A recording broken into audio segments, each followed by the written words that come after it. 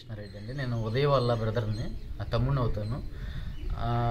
ఇవాళ మా brother 780 rank UPSC మంగళవారం ఇచ్చిన రిజల్ట్లో 780 ర్యాంక్ సాధించారు.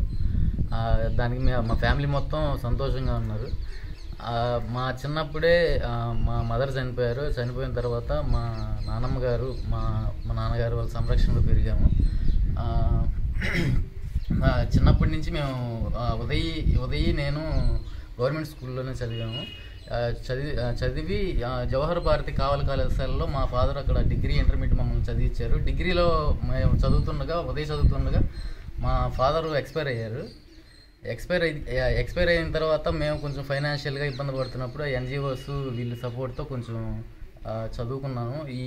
ఇలా జరుగుతున్న క్రమంలో ఉదయ్కి కానిస్టేబుల్గా 2012 ఇచ్చిన నోటిఫికేషన్లో కానిస్టేబుల్గా ఎంపికయ్యి గుడ్లూరులో విధులు నిర్వర్తించారు. రామాయపట్నంలో మెరైన్గా కూడా ఒక 2 years చేశారు. రామాయపట్నంలో చేస్తున్న క్రమంలో వాళ్ళ సిఐఈ కొంచెం ఇన్సల్ట్ చేయడం వల్ల ఆ రోజే ఉద్యోగానికి రాజీనామా చేసి సివిల్స్కి ప్రిపేర్ అవ్వాలని వెళ్ళాడు.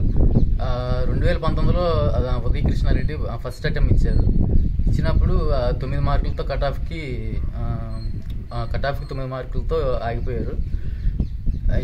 తర్వాత 2 అటెంప్ట్లు ప్రిలిమినరీ ఎగ్జామ్లోనే ప్రిలిమినరీలోనే దాటలేకపోయారు.